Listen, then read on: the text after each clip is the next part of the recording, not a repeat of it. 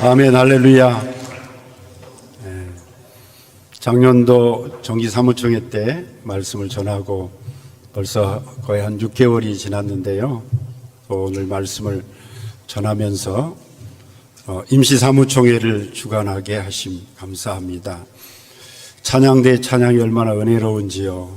연세가 드신 분들도 여러분 계신 것 같은데요. 그래도 기쁨으로 봉사하고 섬기는 모습이 너무 아름답습니다.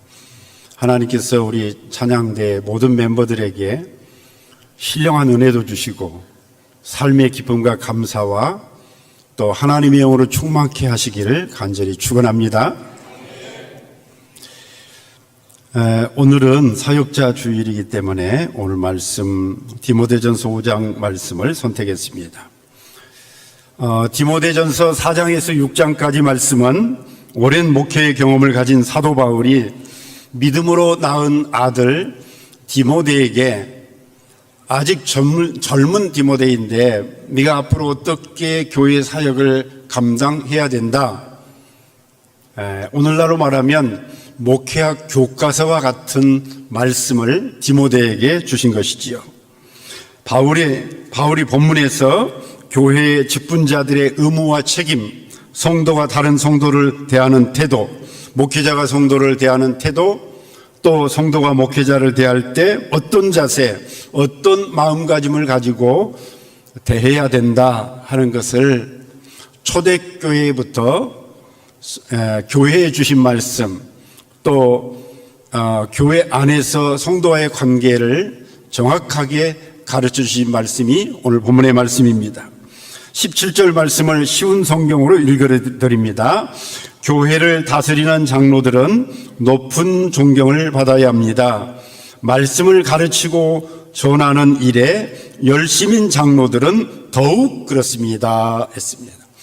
오늘날의 교회의 직제와는 아직 교회가 태동한 지 얼마 안 됐기 때문에 오늘날과 동일한 교회의 직제를 가진 것은 아닙니다. 그런데 오늘 말씀해 보니까 다스리는 장로와 가르치는 장로가 있었습니다. 다스리는 장로는 교회의 조직이나 행정이나 성도의 처리 문제, 그리고 교회의 중요한 결정을 교회를 대표해서, 성도들을 대표해서 의사결정하는 사람들이 치리하는 장로, 다스리는 장로입니다. 그리고 가르치는 장로는 하나님의 말씀을 선포하고 가르치는 역할을 하는, 초대교회 때는 감독이라 불렀고 오늘날 우리 개신교 기독교에서는 목사님이라 부릅니다. 다스리는 장로는 영적 지도자인 목사님이나 장로님들이 해당되는데 교회를 잘 다스려야 할 것입니다. 여러분, 왕이 나라를 통치하는데 다스린다 하는 말을 쓰기도 하고 지배한다 하는 말을 쓰기도 합니다. 다스린다는 말과 지배하는 말은 왕으로서 권한이지만 그 의미는 사뭇 다릅니다. 조선조의 왕들 가운데서는 백성들의 안위를 생각하면서 노심초사하고 연구도 하고 우리가 잘 아는 세종대왕님 같은 그런 훌륭한 나라를 잘 다스리는 왕들도 있었습니다. 그렇지만 허구한 날 잔치와 술로 세월을 보낸 왕들도 있었습니다. 잘 다스리는 왕이 통치할 때는 나라가 태평성대였고 폭군이 지배할 때는 백성이 말할 수 없는 고통을 당했습니다. 그 백성은 잘 다스리는 왕을 만나는 게 복입니다. 그 시대에 살았던 백성들은 행복한 사람들이지요. 역대하 29장 24, 25절에 보니까요, 솔로몬 왕에 대해 말하기를 나라의 지도자들과 군 지휘관들과 그의 형제들도 솔로몬 왕에게 충성할 것을 맹세하였다. 이와 같이 여호와께서는 솔로몬이 이스라엘 백성의 존경을 받도록 하셨으며 그랬어요. 존경을 받도록 하셨으며 하나님이 솔로몬을 왕으로 세우시고 나라를 잘 다스릴 뿐만 아니라 백성들에게 존경을 받는 왕이 되게 하셨다는 겁니다. 마찬가지로 교회 지도자로서 잘 다스리기 위해서는 먼저 성도들에게 본이 되어야 하겠죠. 하나님 앞에서 상받는 지도자가 되기 위해서 성도들 앞에서 존경받는 지도자가 되어야 할 것입니다. 여러분, 또한 교회 공동체는 목회자나 장로님들의 역할을 존중해야 합니다. 오늘날은 직책이나 신분에 의해서 무조건 존경하는 시대가 아닙니다. 그래서 탈권위주의 시대라고 합니다. 권위주의, 어떤 사람이 무슨 위치나 자리에 있다고 해서 무조건 존경하는 시대가 지났다는 것이지요. 노사빙구가 일어나서 사원들에게 맞아 죽은 사장님도 계셨습니다. 수업 시간에 선생님이 학생에게 맞아가지고 병원에 실려가기도 했습니다. 시위를 진압하고 막다가 경찰들이 시위대에게 맞아서 병원에 후송을 간 것은 비일비재합니다. 우리는 우리 사회의 모든 권위가 추락한 시대에 살고 있습니다. 여러분, 마땅히 존중해야 할 권위를 존중하지 않으므로 우리나라가 얼마나 사회 기강이 무너졌습니까? 이 모든 게 가정에서부터 출발합니다. 가정에서 부모를 존중하고 효도하는 사람이 학교에서 선생님을 존경하게 될 것이고, 교회에서는 영적 지도자를 존중하고 나라를 통치하는 지도자를 존중하는 마음을 가지게 될 것입니다. 그래서 그분이 왜 그런 삶을 사는가를 볼 때 그것은 어려서부터 부모가 권위를 가지고 자녀를 양육하고 또 자녀가 노여하지 않도록, 자녀가 부모가 훈계할 때 노여워하는 반응을 보이면 부모는 반성해야 됩니다. 아, 내가 자녀를 진정으로 잘 훈계하고 잘 가르치지 못했구나. 여러분, 존경하라 해서 존경심이 생기는 게 저절로 생기는 게 아니라는 것을 저도 잘 압니다.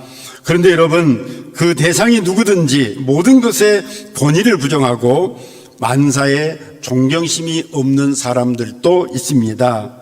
그것은 신앙 이전의 성품의 문제입니다.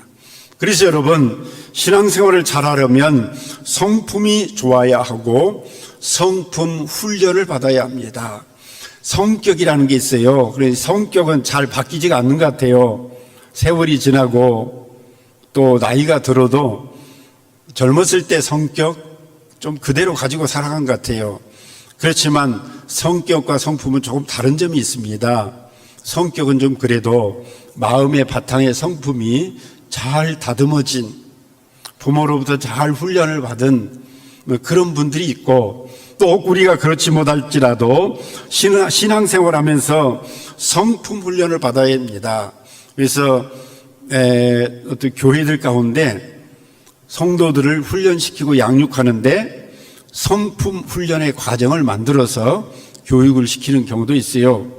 그래서 그게 교육에 의해서 다 이루어질 것은 아니지만 성령님께서 그 프로그램 속에 함께 하시고 본인도 나를 변화시켜야 되겠다 하는 욕구가 있으면 우리의 성품도 성령 안에서 변화될 수 있습니다. 할렐루야. 이어서 바울 사도는 가르치는 장로인 목회자들에게도 더욱 그리하라 그랬어요. 더욱 그리하라. 같이 한번 하십시다. 더욱 그리하라. 네, 다스리는 장로님은 장로님도 해당이 되고 목회자, 목사님도 해당이 됩니다. 그렇지만 가르치는 장로는 지금은 목회자들에게 국한된 것이지요.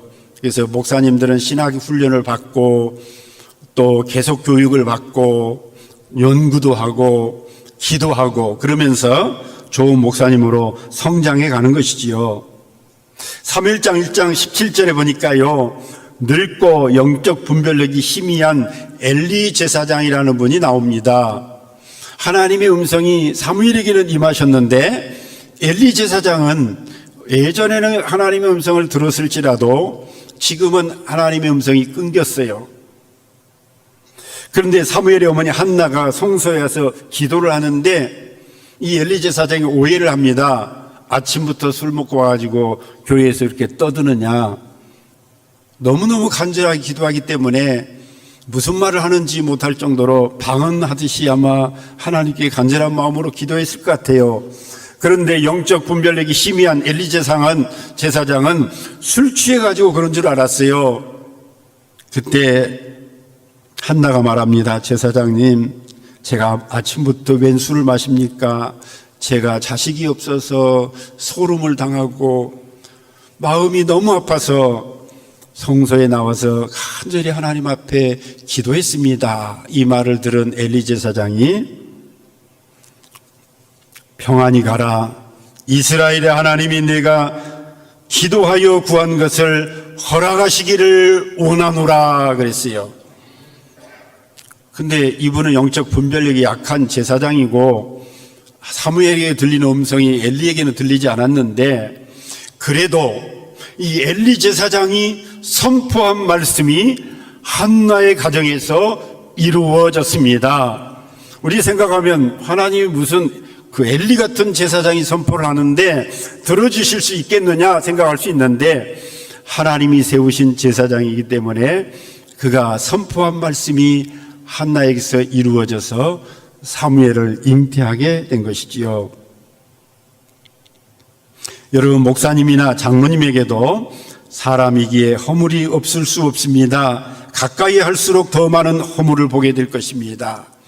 그렇게 죽고 못 살던 부부도 권태기가 옵니다. 이 권태기라는 것은 허물이 보이기 시작하는 시기입니다. 전에는 안 보였는데 콩깍지가 벗겨져 가지고 안 보이던 것이 보이기 시작합니다. 사랑이 식으면 허물이 보이는 것이지요. 그래서 요즘 말로 이런 경우를 허니문 기간이 끝났다 그럽니다.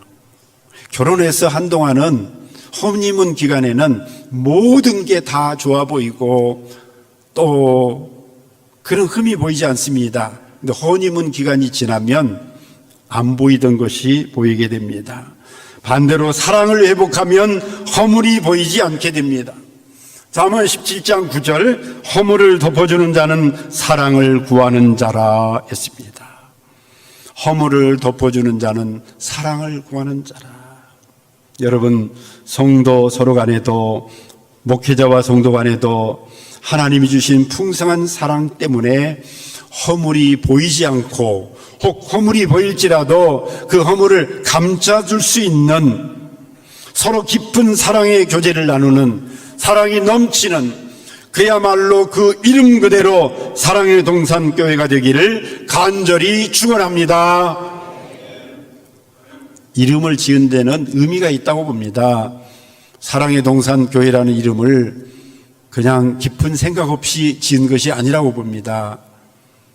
여러분의 교회가 허물을 보지 않고 사랑으로 하나 되는 교회가 되시기를 축복합니다. 또 교회 공동체는 교회 지도자의 명예를 잘 지켜줘야 할 책임이 있습니다. 교회 안에서 서로 불신하고 고소고발하는 일들은 우리 시대의 참 불행한 일입니다. 교회가 부흥하고 성장해서 한국에 그렇게 많은 교회가 세워졌고 또 세계적으로 첫 번째에서 거의 10번째 가까이 되는 교회가 한국에 있는데 좋은 모습만 보이는 것은 아닌 것 같습니다. 저는 저희 교회 성도나 장로님들께서 부족하고 흠 많은 저를 존중해 주시니 얼마나 감사한지 모릅니다. 제가 능력이 많아서가 아닙니다. 우리 성도님들이 세상 물정을 몰라서 그런 것 아닙니다. 오늘 말씀과 같이 말씀을 가르치는 영적 지도자를 존중하는 마음이 그분들 속에 있기 때문입니다. 오염되지 않는 순전한 믿음을 가지신 분들입니다. 제가 가끔 어떤 행사에 참석해서 교회를 비우거나 해외에 나갈 때가 있습니다. 교회를 떠날 때는 성도 걱정도 되지만 교회 사택에서 키우는 진돗개도 걱정이 됩니다.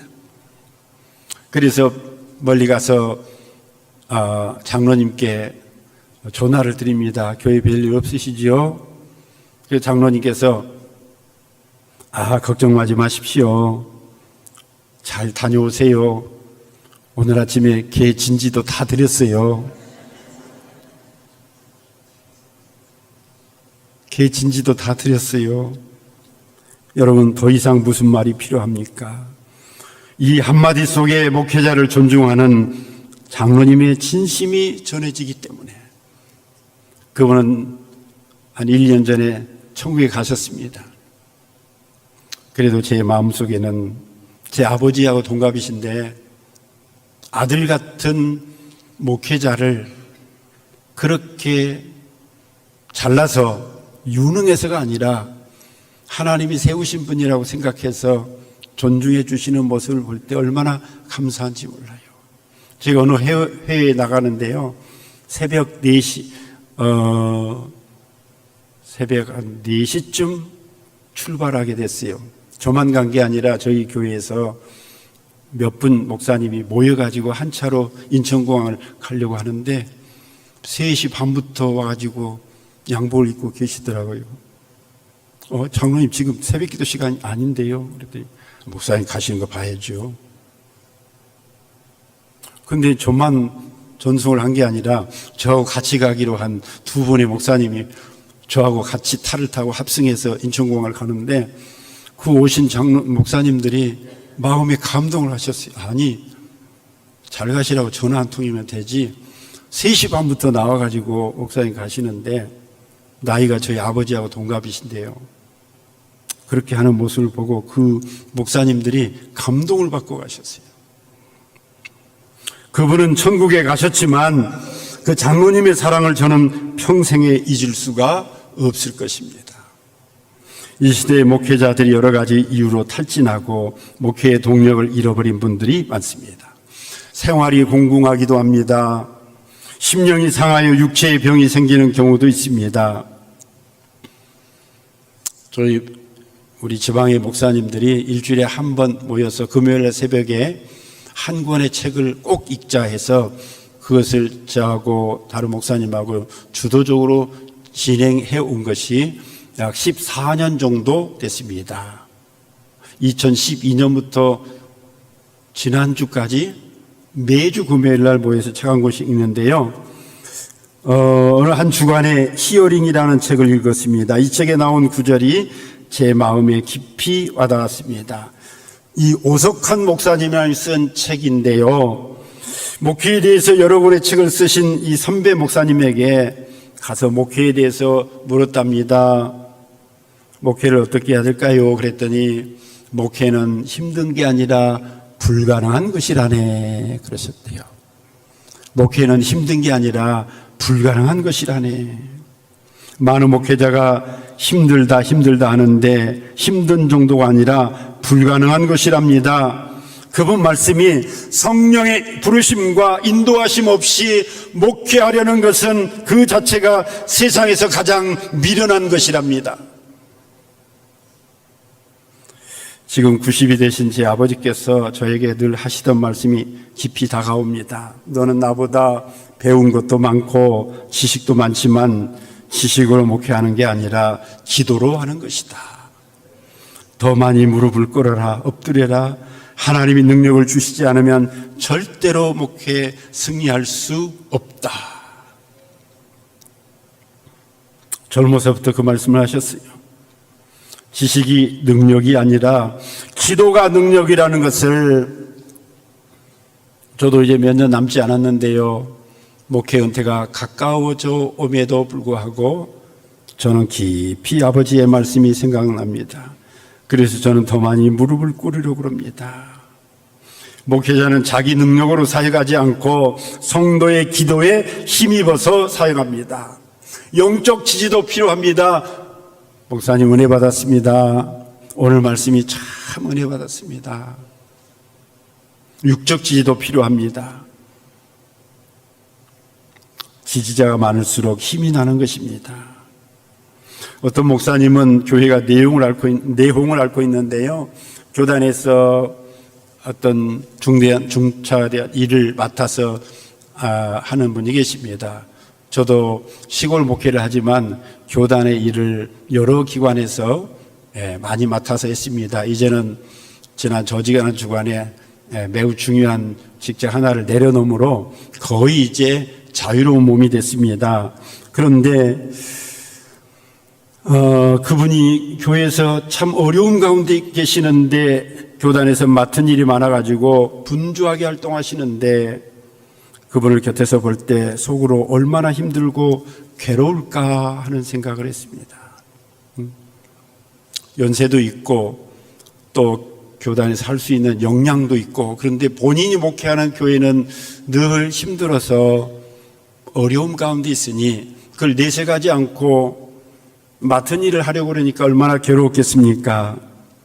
그렇지만 저는 작은 교회에서 목회하지만 자신감과 당담함을 가지고 사역합니다. 내 목회지에서 성도들의 지지와 격려를 받고 있기 때문입니다. 저희 부부는 평생 행복한 목회를 했습니다. 여간 채소를 먹어도, 채소를 먹고 살아도 서로 사랑하는 것이 살진 소를 먹으면서 서로 미워하는 것보다 낫다 했습니다. 우리 사랑의 동산 교회가 참 부럽습니다.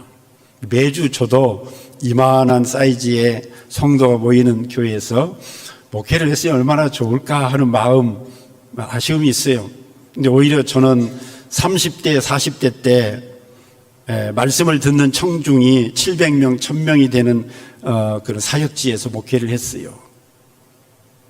정말 한 주간 힘들게 땀뻘 흘리면서 지내다가 땀 냄새를 풍기는데, 그래도 교회 와가지고 말씀을 듣겠다고 졸음이 엄청 오는데 그 엄청 조는 청중 700명, 1000명을 안 졸게 해가지고 설교를 하려는 것이 결코 쉬운 일이 아니었습니다. 지금은 우리 지방 안에 작은 교회에서 목회를 하고 있습니다. 그래도 행복합니다. 말씀을 맺습니다. 교회는 서로 섬기며 사랑하는 공동체입니다. 이 기능을 잃어버리면 이미 교회가 아닙니다. 데살로니가 교회가 마케도니아와 온 아가야 지역에 본이 되는 교회가 되었습니다.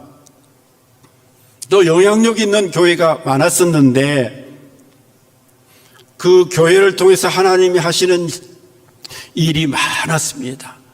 교회에 대한 소문이 너무너무 여러 지역에 있는, 그리스 여러 지역에 있는 교회들에게 데살로니가 교회가 좋은 소문이 났던 것이지요.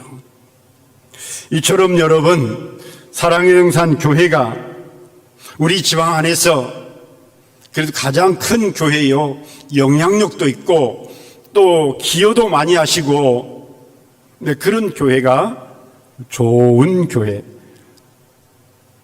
본이 되는 교회, 사랑으로 충만한 교회가 되면 다른 우리 지방 안에 있는 50여 개 교회가 사랑의 동산 교회를 본받게 될 것입니다.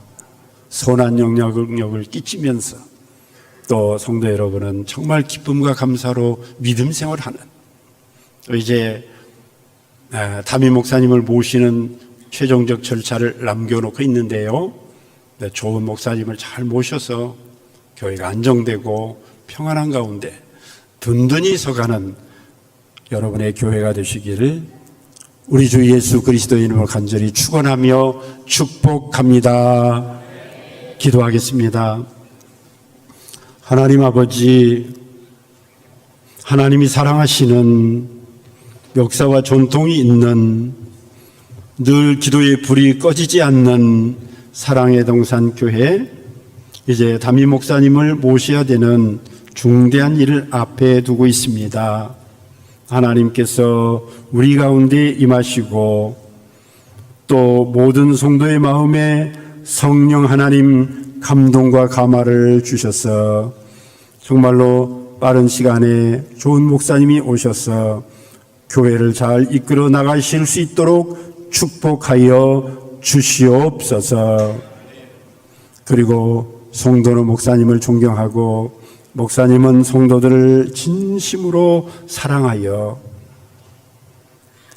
정말로 끈끈한 사랑의 교제가 이루어질 수 있게 하여 주시고, 또 그렇게 함으로 하나님께서 약속하신 축복을 누리는 모든 성도들이 되게 하여 주시옵소서. 예수 그리스도 이름으로 간절히 기도하옵나이다. 아멘. 말씀 은혜로 잘 새기고 믿음으로 나가기 원합니다. 다 같이 일어나셔서 나의 반석이신 하나님 찬양하고요, 우리 취리 목사님 축도로 예배를 마치도록 하겠습니다.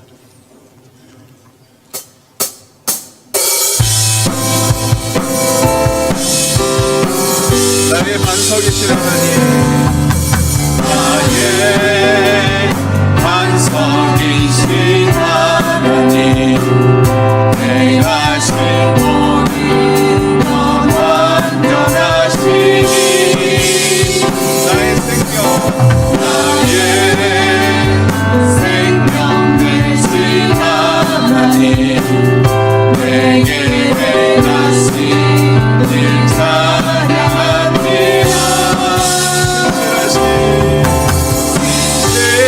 신실하신 하나님, 실수가 없으신 좋으신 나의 주, 신실하신 하나님, 실수가 없으신 좋으신 나의 주.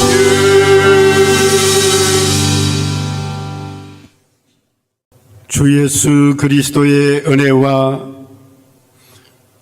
하나님 아버지의 지극하신 사랑과 우리의 마음에 언제나 함께 하시며 위로와 평강을 주시고 하나님의 선하신 뜻대로 살게 하시는 성령 하나님의 임재하심이 주일 예배에 참석해서 말씀을 듣고 여호와께 찬양과 경배를 드리는 사랑의 동산 교회 모든 성도들 위해, 저들 가정 위해, 저들 산업 위해, 저들 자녀와 후손들 위해 영원히 함께 하시기를 간절히 축원하옵나이다.